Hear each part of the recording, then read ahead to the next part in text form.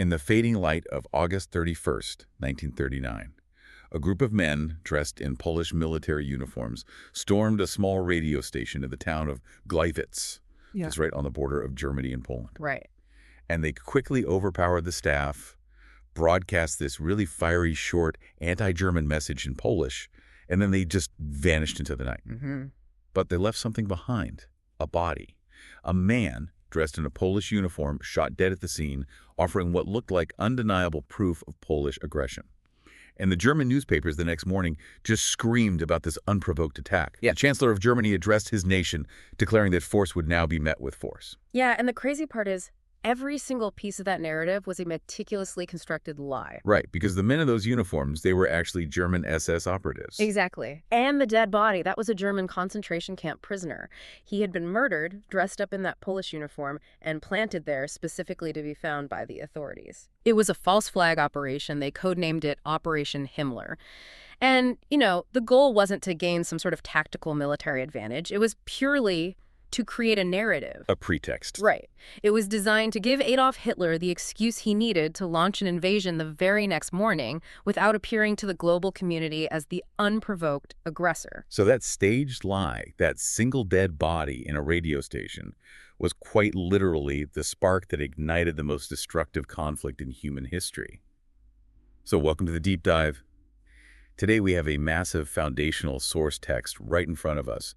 A comprehensive historical breakdown of World War II. It is a massive document. It really is. And our mission for this deep dive is to go far beyond the dates and the basic timeline that, you might remember from your high school history class. Yeah, we're going to examine the actual mechanics of the conflict. I mean, the structural forces, the absolute logistical nightmares, and the deeply flawed human calculations that basically drove the entire world into the abyss. Exactly. Right.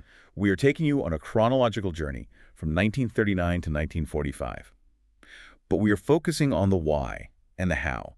Like, how did entire nations mobilize their economies? Right. Why did leaders make decisions that honestly seem completely irrational in hindsight? We're going to look at the contrasting grand strategies of the Allied and Axis powers, confront the unprecedented humanitarian toll, and trace exactly how the sudden end of this war immediately birthed the Cold War. And the modern international order that you and I live in today. Because, what's really fascinating here is that the unresolved tensions of World War I never really dissipated. They just went dormant. Exactly. They just went to sleep. When you combine the deeply punitive economic conditions of the Treaty of Versailles with the aggressive expansionism of fascist regimes in the 1930s, you don't just get a standard political dispute. You get a powder keg. You get a structural inevitability.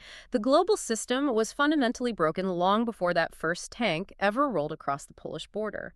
And to you listening out there, whether you are a huge history buff looking to understand the hidden gears turning beneath the major battles, or maybe you're just trying to wrap your head around the colossal conflict that literally built the borders and the institutions of the world you live in right now, this deep dive is your shortcut to the aha moments of the 20th century. It really is the foundational story of the modern world. So let's jump in. Let's go back to September 1st, 1939. The match is struck. Germany invades Poland. Now, Britain and France had guaranteed Polish independence, so 2 days later, they'd declare war on Germany. Right. But reading the source text, what happens next is incredibly bizarre. It becomes known as the phony war. Because despite declaring a global war, the Western Allies do, well, almost nothing. Yeah, it represents one of the most significant disconnects between military doctrine and the reality of modern warfare that we've ever seen. I mean, Britain and France declared war, sure, but they offered essentially zero direct military support to Poland. None at all. Basically none. The French launched this tiny, incredibly cautious probe into the German Saarland region. They advanced maybe a few miles, encountered some minor resistance, and then simply retreated right back behind their own fortifications. See, how does that happen? I mean, you draw a line in the sand, the enemy crosses it, you declare war, and then you just sit there while your ally gets completely destroyed. It really comes down to a fatal reliance on the lessons of the previous war.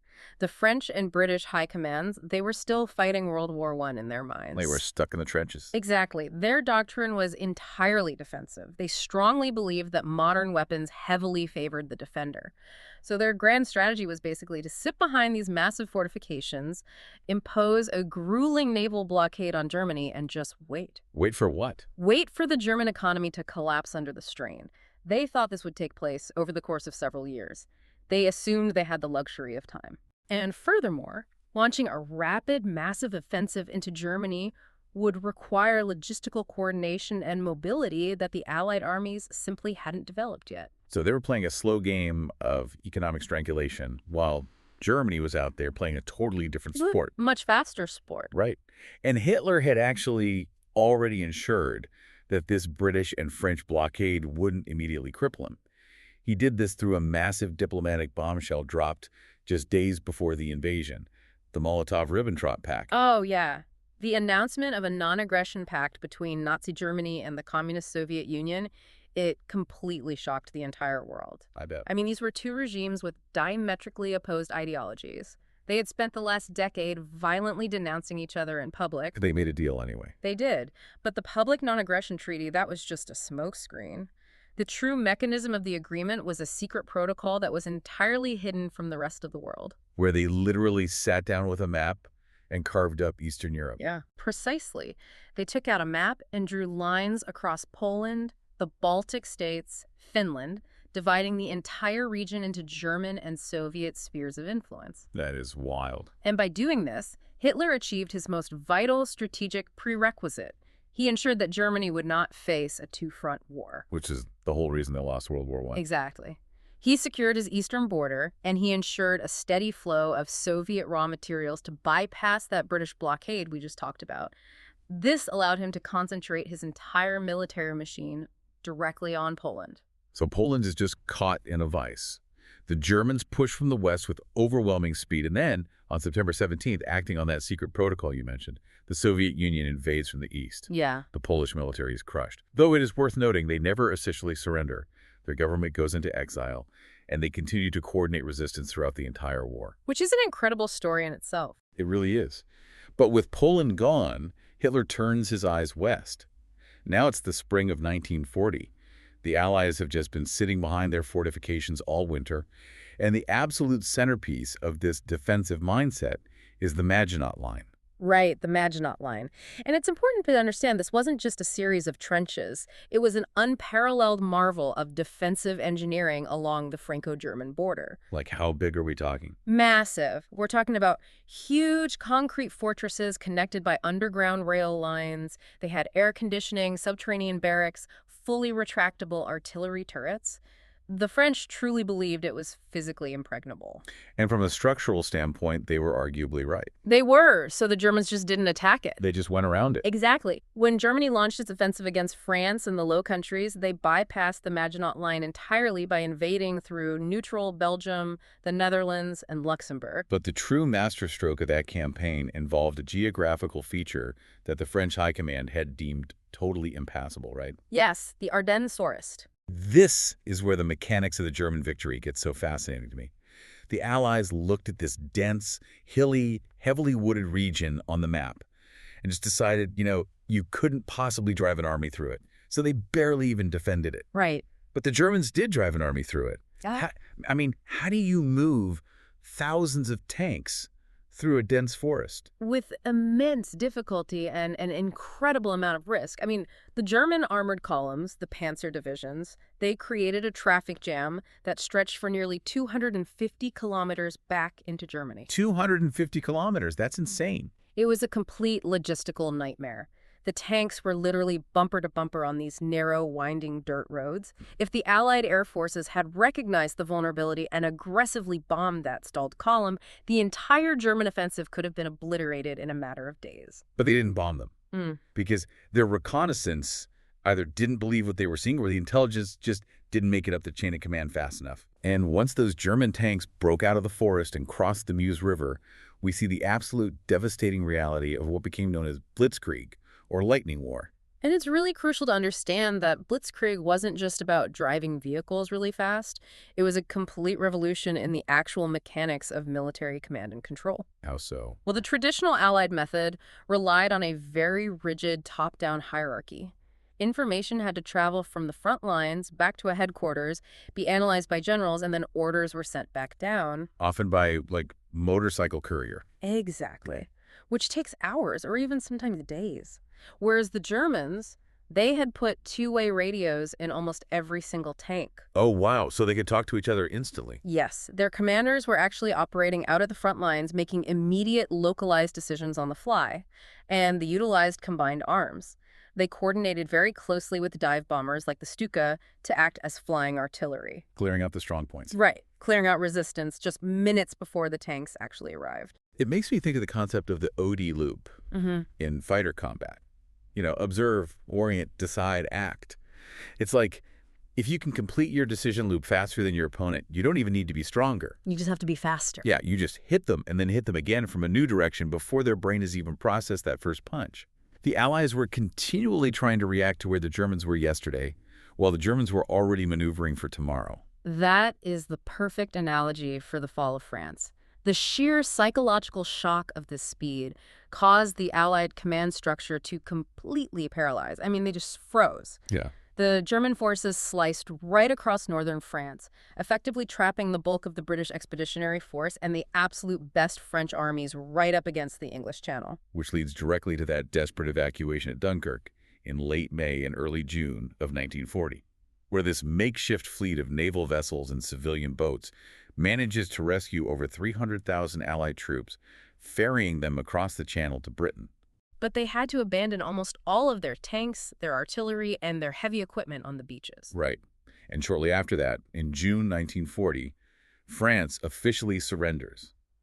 The so-called impregnable fortress of Western Europe literally collapses in just 6 weeks. 6 weeks. It completely upended the global balance of power. Britain was now standing essentially alone against a massive German empire that controlled the coastline from Norway all the way down to the Spanish border. Which leads us right into the Battle of Britain, the very first major military campaign fought entirely by air forces. Right, as the German Luftwaffe attempted to destroy the Royal Air Force to gain the air superiority they needed for a naval invasion of the UK. But the British managed to survive the Blitz, thanks in large part to their integrated radar network, which basically gave them the mechanical advantage of knowing exactly where and when the German bombers were coming. It was a massive technological edge. Yeah. But looking at this entire first phase of the war, the lesson is just stark. It's like if your institutional assumptions about how the world works are proven wrong by new technology or new tactics, and you cannot adapt your decision-making processes instantly, you will face catastrophic failure. The Allies planned for a slow war of attrition, and Germany brought a war of neurological disruption. Which brings us to the pivotal year of 1941, because up until this point, this has largely been a European conflict.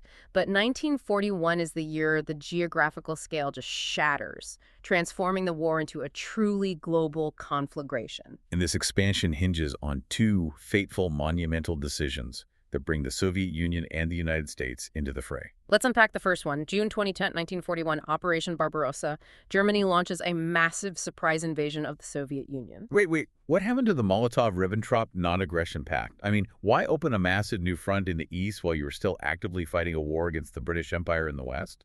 It completely defies conventional strategic logic, but it aligns perfectly with the ideological core of the Nazi regime. The source text explicitly outlines that the primary goals of Barbarossa were the extermination of communism and the acquisition of Lebensraum, or living space. Lebensraum.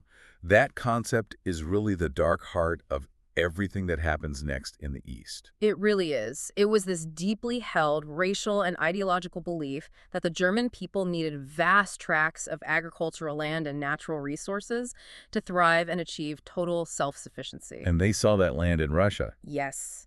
They looked at the fertile plains of Ukraine and the massive oil fields of the Caucasus and simply decided that this land rightfully belonged to Germany, and that the Slavic populations currently living there were racially inferior and needed to be displaced, enslaved, or straight up exterminated to make room for German settlers. Horrific. Furthermore, Hitler honestly believed that destroying the Soviet Union would crush Britain's last hope of finding a powerful ally on the continent, which would force London to finally sue for peace. But the source material highlights a really fascinating internal debate within the German leadership right before this invasion happened.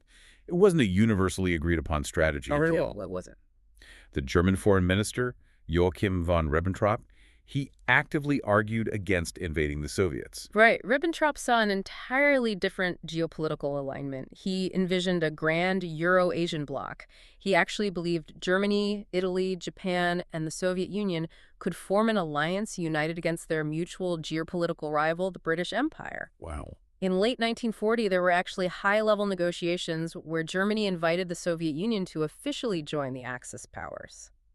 Just pause and imagine that alternate history for a second.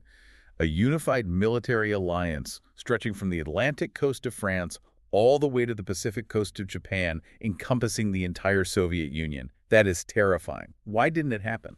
Well, the negotiations broke down over territorial demands. The Soviets wanted German recognition of their influence over Finland, Bulgaria, and the Dardanelles Straits and Turkey. And Hitler didn't like that. Not at all. Hitler viewed this as Soviet encroachment on vital German economic and strategic interests in the Balkans. But fundamentally, Hitler's ideological obsession just overrode any kind of pragmatic diplomatic maneuvering. He couldn't let go of the ideology. Exactly. He never viewed the Soviets as a potential long-term partner. He always viewed them as the ultimate existential enemy. So he overruled Ribbentrop and ordered the preparation for the largest military invasion in human history. And the initial mechanics of that invasion are just staggering. Over 3 million Axis troops pouring across the border. They achieved total tactical surprise. The Soviet Red Army is completely caught off guard. I mean, in the first few months, the Germans encircle and capture literally millions of Soviet soldiers. The speed of the advance was incredible. But then, the physical reality of the Russian landscape began to break the German logistical machine. The environment fought back. It did. Unlike the dense, well-paved road networks of Western Europe, the Soviet Union had very few paved roads. So when the autumn rains arrived, the dirt roads turned into these bottomless rivers of mud. It's a season the Russians call the Rasputitsa. And the tanks just get stuck. Exactly. Mechanized transport simply sank. It couldn't move. And then there's the rail problem, which I found fascinating in the reading. Oh, yes. The Soviet railway system actually used a different, wider track gauge than the rest of Europe. So the wheels literally wouldn't fit on the tracks. Right. So the Germans couldn't simply drive their supply trains straight into Russia from Germany. They either had to capture Soviet trains, which the retreating Red Army was actively destroying as they fell back, or they had to use manual labor to narrow thousands of miles of railway tracks to fit their own locomotives. Wait, they narrowed thousands of miles of track by hand. Yes. And by the time the German vanguard reached the outskirts of Moscow in late 1941, their supply lines were stretched way past the breaking point. And then the brutal Russian winter set in. The advance finally ground to a complete halt against a stiffening Soviet defense. So Germany is stuck. Meanwhile, as the German war machine is literally freezing in the snows outside Moscow, a completely separate, deeply calculated crisis is reaching its boiling point on the exact opposite side of the world. December 1941. The Japanese attack on the U.S. Pacific Fleet at Pearl Harbor, along with simultaneous attacks on British and Dutch territories all across Southeast Asia. And to understand the mechanics of this decision, we have to look at spreadsheets. Specifically, the spreadsheet of oil. Right. The Japanese Empire had been bogged down in a really brutal, resource-draining war in China since 1937.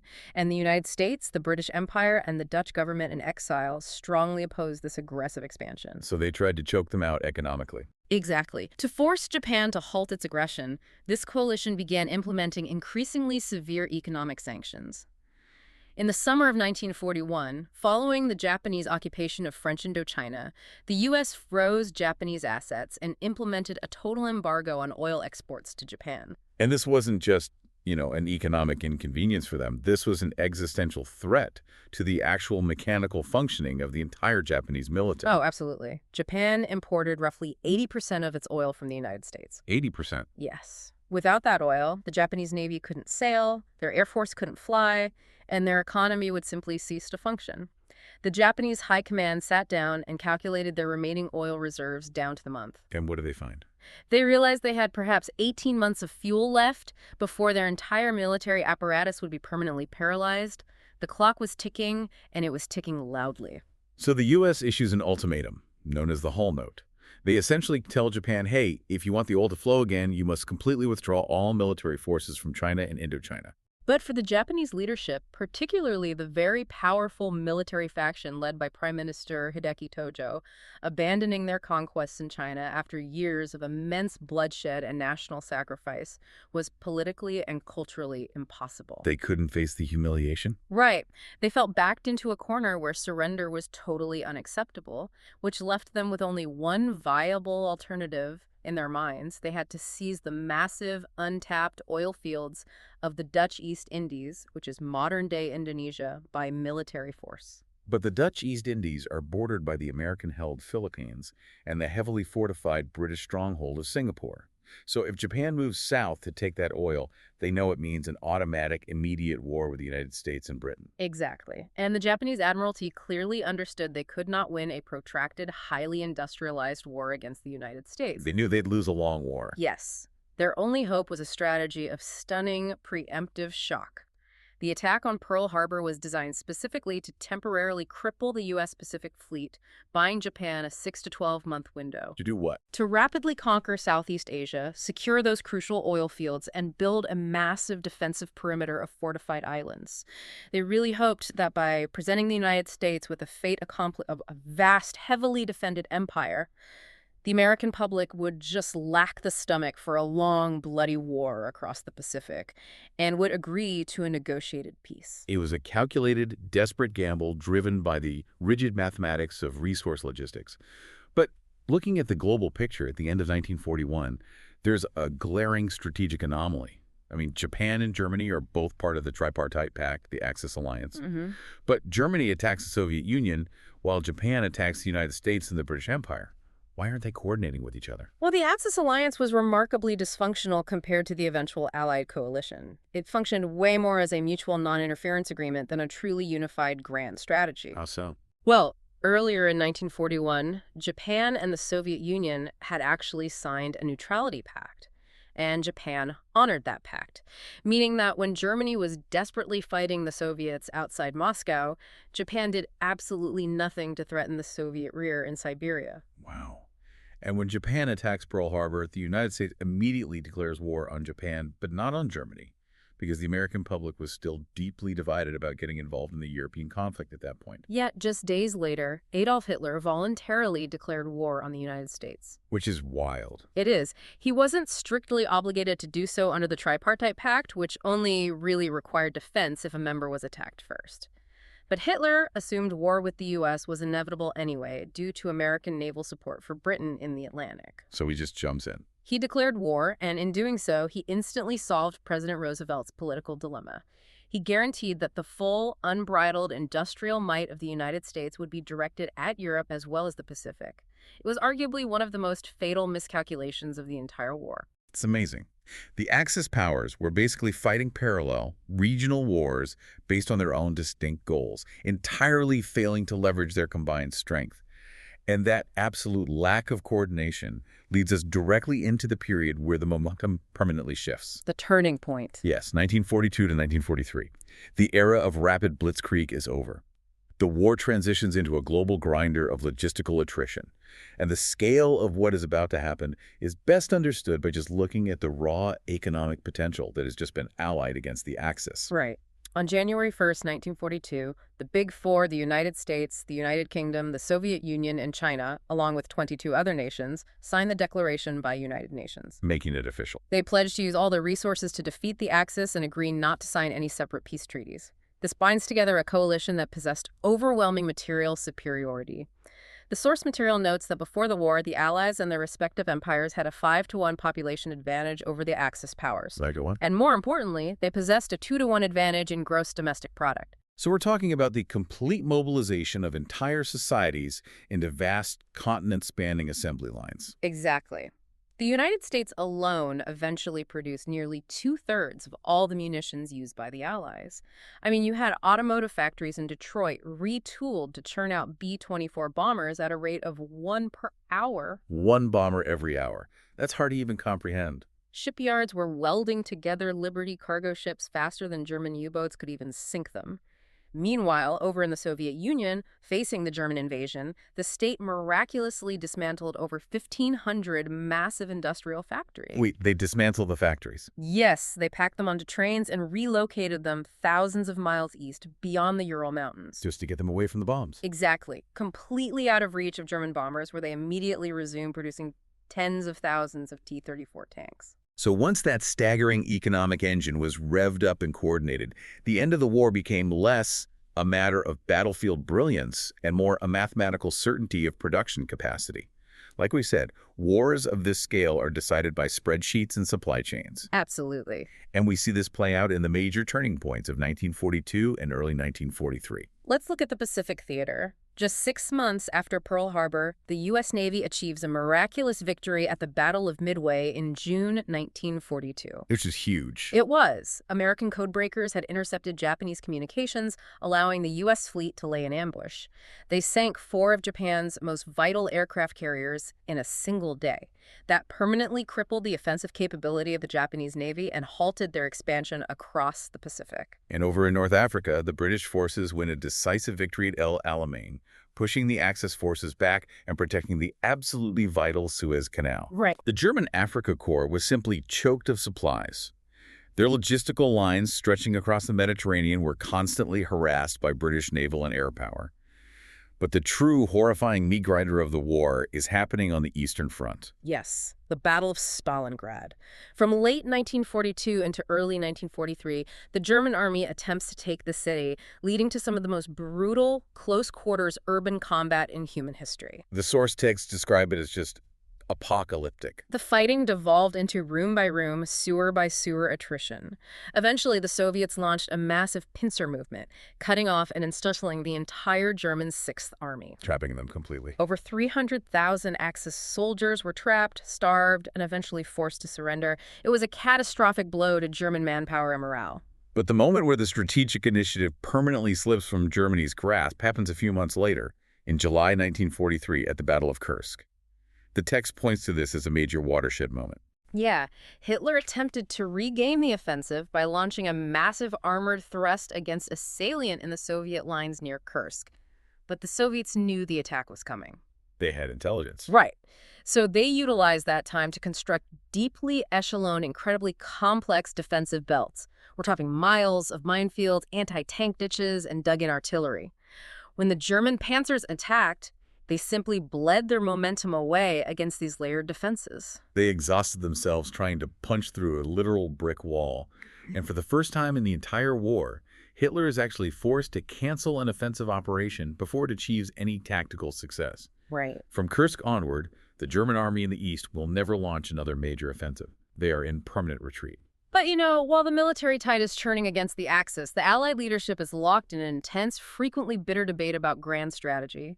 They all agree that defeating Nazi Germany is the priority, obviously, but they violently disagree on how to accomplish it.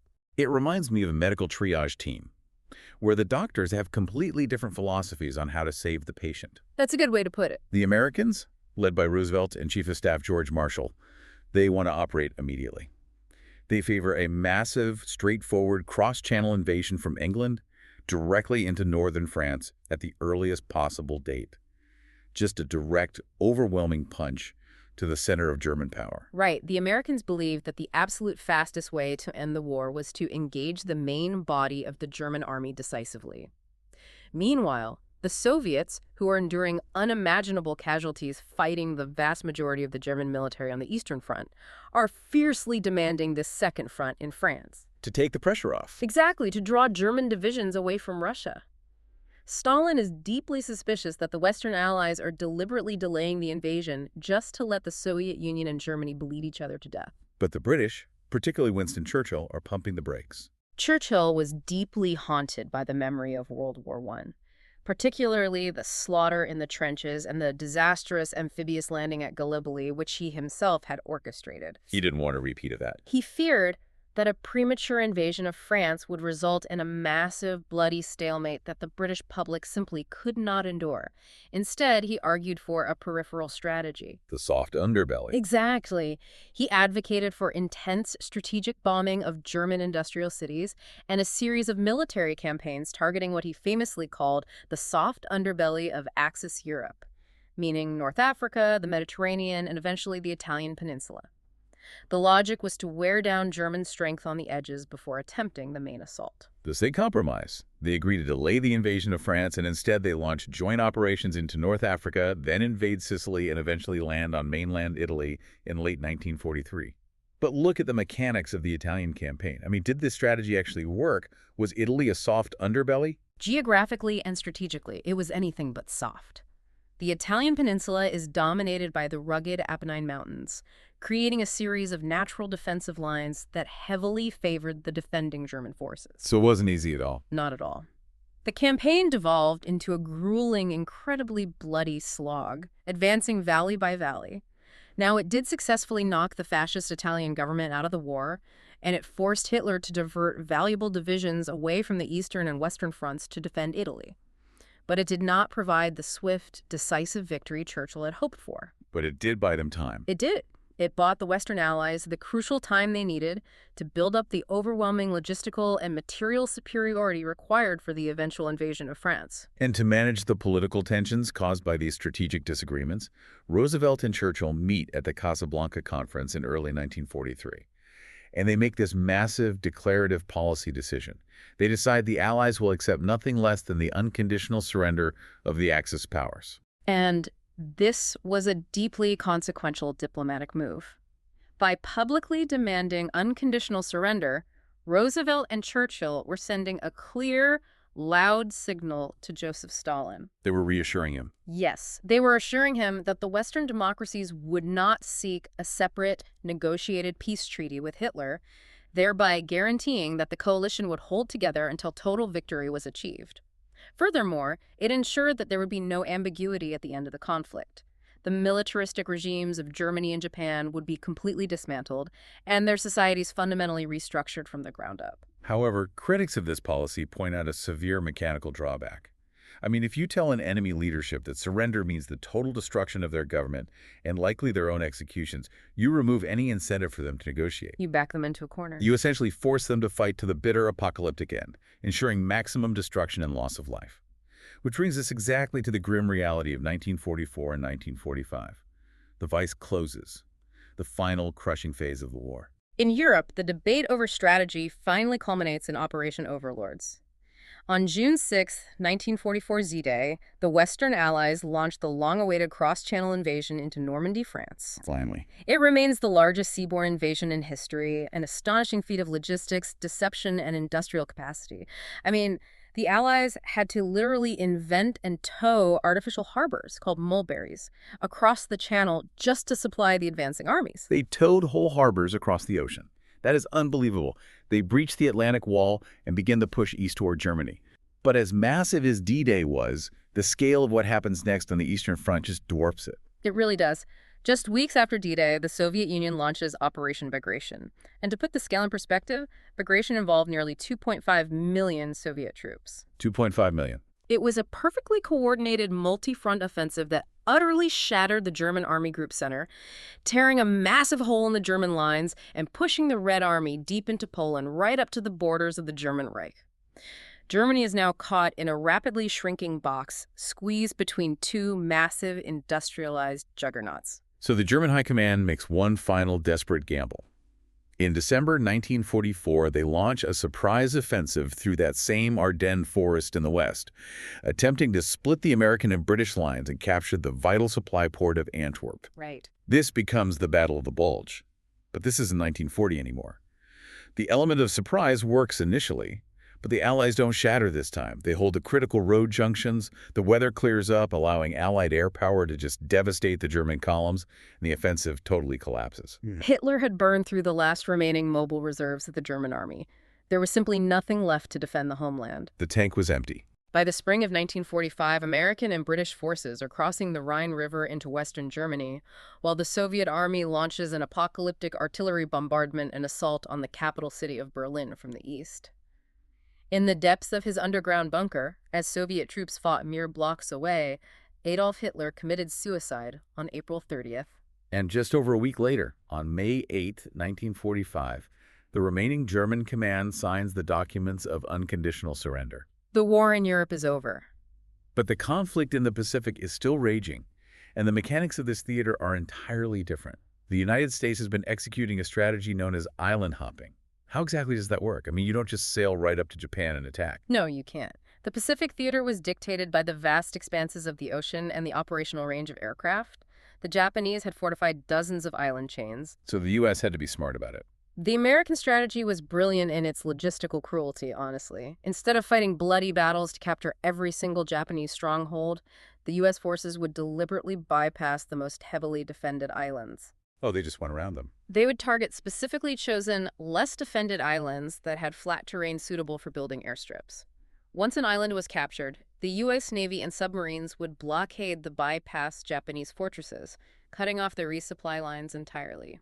They literally left hundreds of thousands of Japanese troops to sit on these islands and starve to death, totally neutralized, while the American military leapfrogged closer and closer to the Japanese home islands. Exactly. By the summer of 1945, the U.S. has captured Iwo Jima and Okinawa, suffering horrific casualties in the process, but securing air bases close enough to subject the Japanese mainland to continuous devastating firebombing campaigns.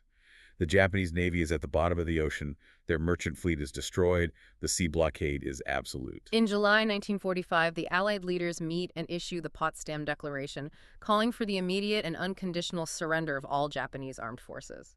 The declaration ends with a stark, terrifying warning: the alternative is prompt and utter destruction. But the internal mechanics of the Japanese government are completely deadlocked. Yeah, the Japanese Supreme Council for the direction of the war was split. The civilian leadership recognized the war was lost, but the powerful military faction adamantly refused unconditional surrender. They still wanted to fight. Their strategy, known as Operation Katsugo, was to heavily fortify the southern island of Kyushu and inflict such catastrophic casualties on an invading American army that the U.S. public would demand a negotiated peace. Specifically, a peace that preserved the institution of the emperor and avoided war crimes trials. They were holding out for better terms. They were also holding on to a desperate hope that the Soviet Union, which was currently neutral in the Pacific War, might act as a mediator to negotiate these terms. And then, in the span of just 3 days in August, the reality of the world fundamentally changes. On August 6th, the United States drops the first atomic bomb on the city of Hiroshima, instantly obliterating the city center and killing tens of thousands. A completely unprecedented weapon. And then, early in the morning on August 8th, fulfilling a promise made months earlier to the Western Allies, the Soviet Union abruptly declares war on Japan and launches a massive, overwhelming invasion into Japanese-held Manchuria. The Soviet invasion force, highly experienced from years of fighting the Germans, rapidly crushed the Japanese Kwantung Army, demonstrating that Japan's largest remaining land force was entirely incapable of halting a Soviet advance. And then the very next day, August 9th, the U.S. drops a second atomic bomb on the city of Nagasaki. The dual shock is unimaginable. The Japanese leadership is presented with total destruction from the air and an unstoppable invasion on the ground. Emperor Hirohito takes the unprecedented step of breaking the cabinet deadlock, personally ordering the government to accept the terms of the Potsdam Declaration. Japan officially surrenders. But this leads to one of the most intensely debated historical questions. If you look at the mechanics of the timeline, what was the definitive mechanism that forced the surrender? Was it the apocalyptic shock of the atomic bombs or the strategic death blow of the Soviet invasion? The source material addresses this complex debate very carefully. It acknowledges that the combination of the naval blockade and the conventional firebombing had already destroyed Japan's physical capability to wage a meaningful war. They were already defeated logistically. Right. However, concerning the actual timing of the surrender, the text highlights that both the atomic bombs and the Soviet invasion were critical intertwining factors. The Soviet declaration of war completely shattered the Japanese military's last strategic hope of securing a negotiated peace through Soviet mediation.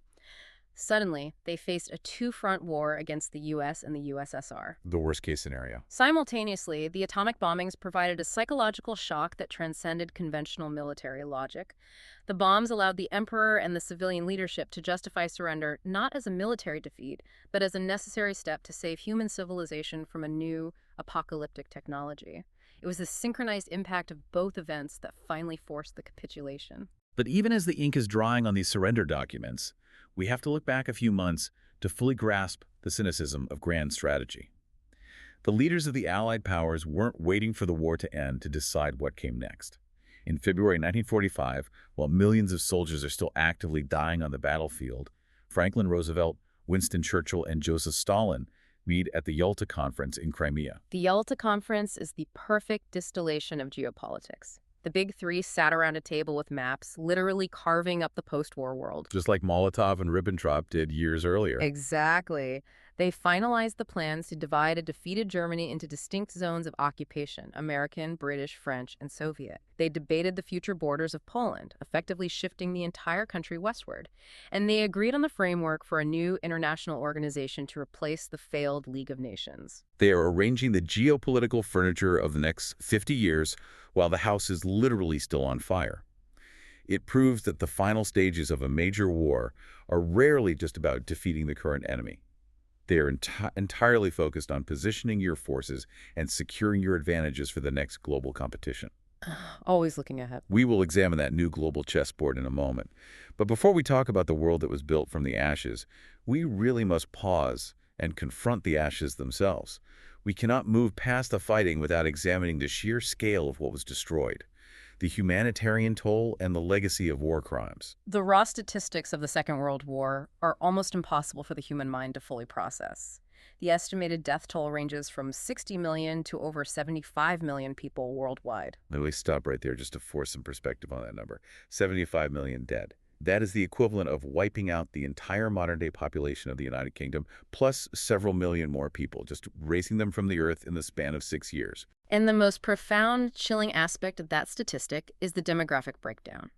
An estimated 67% to 80% of all direct and indirect deaths in this conflict were civilians. Up to 80%. Yes. That ratio, where civilian deaths vastly outnumber military casualties, was entirely unprecedented for a major global conflict. The war did not just take place on battlefields. It consumed cities, villages, and entire populations. Furthermore, the source text notes that over 20 million of those people did not die from bombs or bullets, but from war-induced deprivation, starvation, and rampant disease. The source material details the genocides and war crimes impartially, but the catalog of atrocities is undeniably horrifying.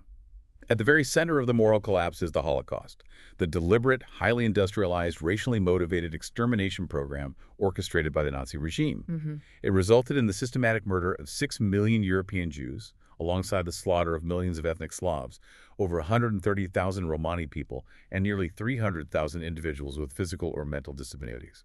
And in the Asia-Pacific theater, the Japanese military engaged in widespread, systematic atrocities against civilian populations and prisoners of war. The text specifically highlights their brutal pacification strategies in China, often referred to as the kill-all, burn-all, loot-all policy. Just brutal. During the capture of the Chinese capital in 1937, the Nanking Massacre resulted in the murder of anywhere from 40,000 to 200,000 Chinese civilians and disarmed soldiers. The text also explicitly mentions the Japanese military's deployment of biological and chemical weapons against Chinese cities and populations. And the treatment of captured combatants across the board was marked by staggering cruelty. The source notes that the Soviet Union experienced an astronomical mortality rate for their soldiers held in German captivity. Over 3 million Soviet prisoners of war, roughly 60% of all those captured, died in German camps, deliberately subjected to starvation, exposure, and mass execution. The text is also very explicit regarding atrocities committed by the Soviet forces. It details events like the Katyn Massacre, where the Soviet secret police systematically executed over 22,000 Polish military officers and intellectuals in 1940. It also records the massive deportations of ethnic minorities within the Soviet sphere and the widespread, horrific incidents of mass rapes committed by advancing Red Army soldiers against civilian populations in occupied territories, particularly as they entered Germany. The source also acknowledges the ongoing historical debate surrounding the actions of the Western Allies. While it notes that the Western forces did prosecute individual war crimes committed by their own soldiers, they were not subjected to international tribunals. The text points to the intense, continuing debate over whether the Allied strategy of widespread area bombing of civilian population centers in German and Japanese cities, as well as the dropping of the atomic bombs, crossed the legal threshold into war crimes. Though it clarifies that these actions were fundamentally different in nature and lacked the systematic, racially driven extermination goals that define the atrocities committed by the Axis. The critical question is why? Why did the mechanics of this specific war produce such a historically disproportionate civilian slaughter? It really comes down to two intersecting factors. The first is the concept of total war.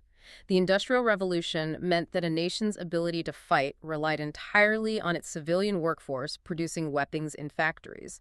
Therefore, military planners began to view civilian factory workers and the infrastructure that supported them as legitimate, necessary targets. So the line between the home front and the battlefront was completely erased. Exactly. The second factor was the implementation of scorched earth policies by multiple armies, deliberately destroying food supplies, housing, and infrastructure to deny them to the advancing enemy, leaving the local populations to just starve. A completely ruthless strategy. But the most significant driver of civilian death in the European theater was the foundational ideology of the Nazi state, because their ultimate goal in the East was not simply political conquest, but the acquisition of Lebensraum through racial purification. Military advances were immediately followed by specialized extermination squads.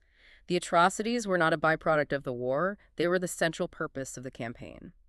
Confronted with this unprecedented landscape of atrocity, how did the international community even attempt to process the trauma legally after the fighting stopped? I mean, how do you organize a justice system for the destruction of millions?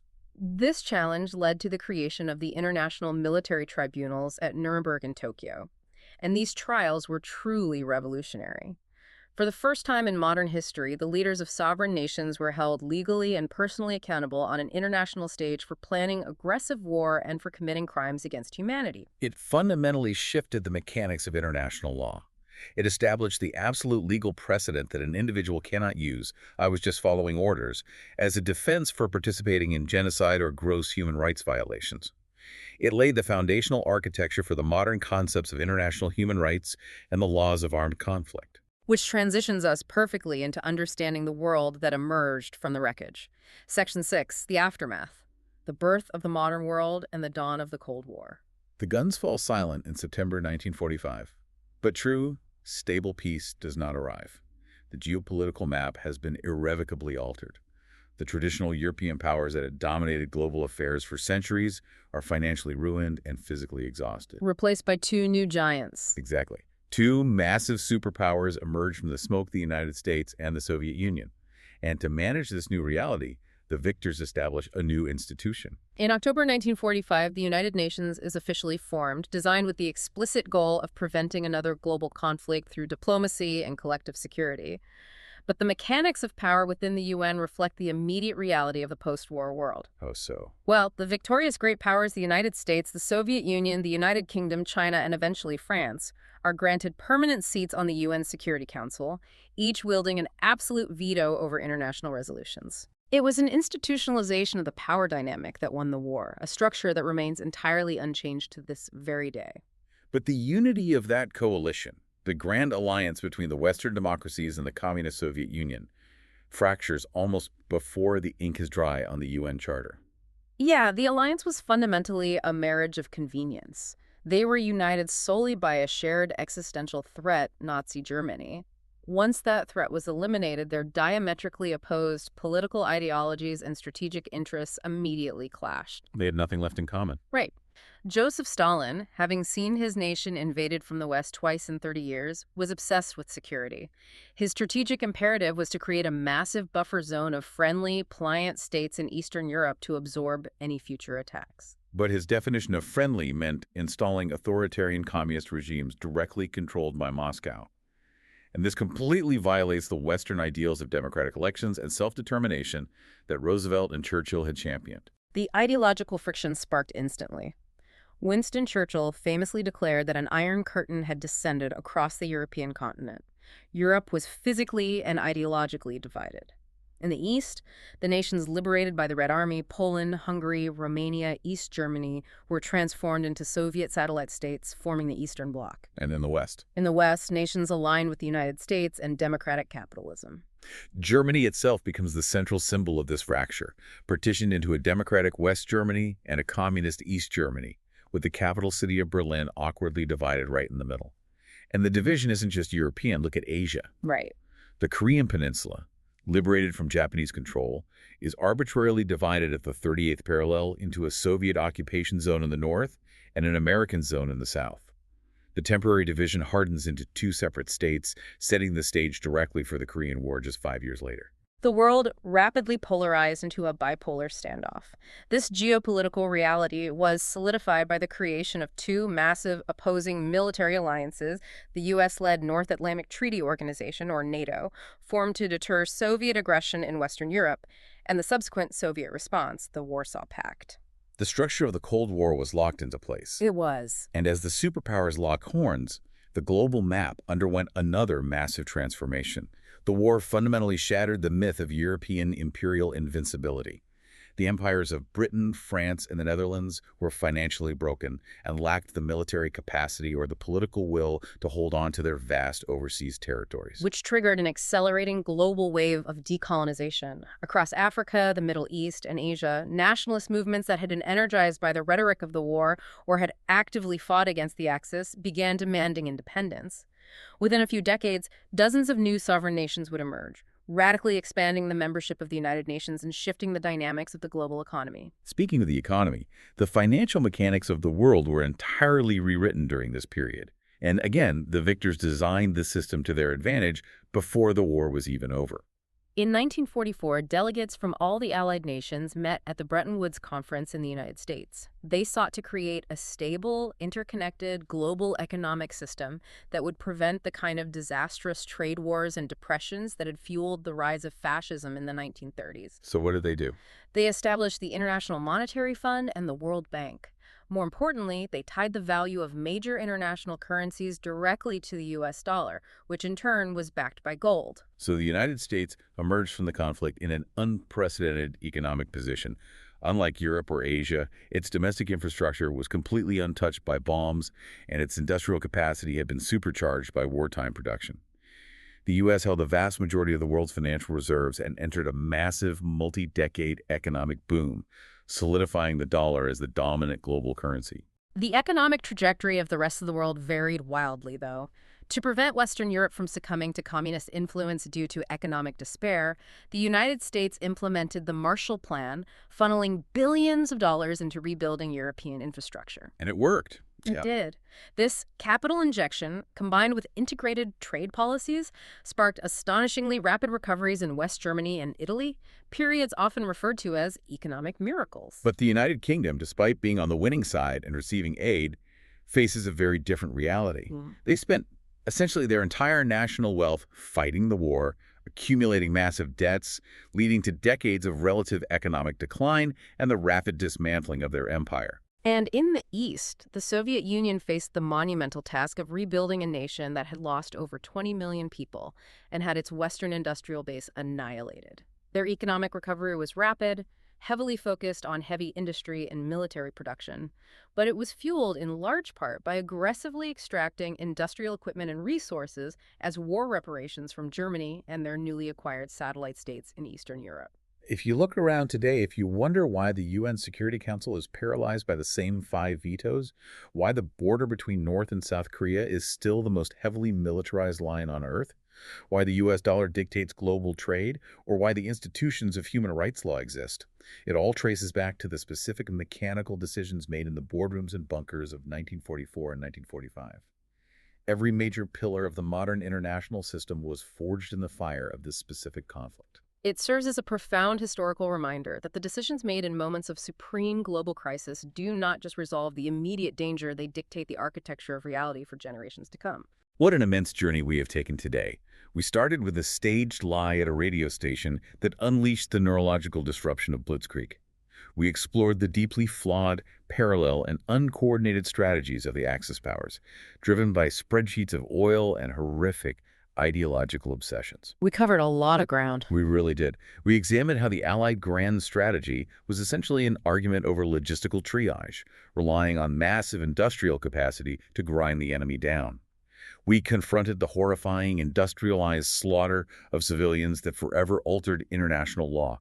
And we watched as the uneasy alliance of convenience instantly shattered, plunging the world straight from the fires of global war into the freezing nuclear standoff of the Cold War.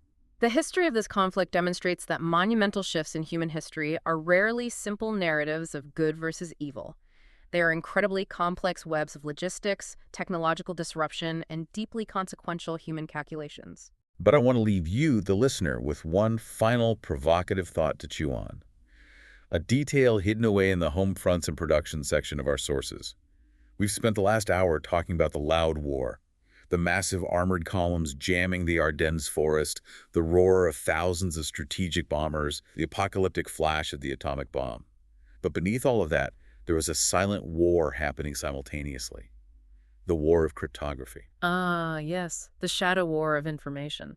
The source text points out that the Allies' ability to intercept and decode the enemy's most secret communications fundamentally altered the timeline of the war. British mathematicians at Bletchling Park managed to crack the German Enigma machine through the Ultra program, allowing the Allies to read the movements of German U-boats and armored divisions. American codebreakers shattered the Japanese naval codes, making the ambush at Midway possible. Add to that the incredibly complex deception operations. Yes, the mechanics of deception, like Operation Mincemeat. Before the Allies invaded Sicily, they didn't just amass troops.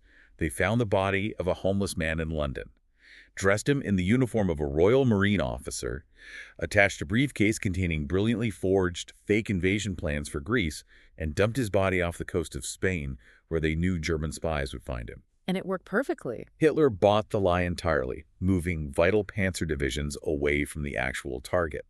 It leaves you wondering, amidst all the grand, sweeping strategies of Roosevelt, Churchill, and Stalin, amidst the millions of tons of steel produced in the factories, how much of the war was actually won, how many millions of lives were saved, and how was the map of the modern world actually drawn by a few brilliant people doing math in secret rooms or writing fake letters for a dead man. It proves that in the total scale of modern warfare, a decrypted message or a perfectly executed lie can be just as structurally devastating as a fleet of aircraft carriers. It brings us right back to the beginning, the staged attack at Gleiwitz.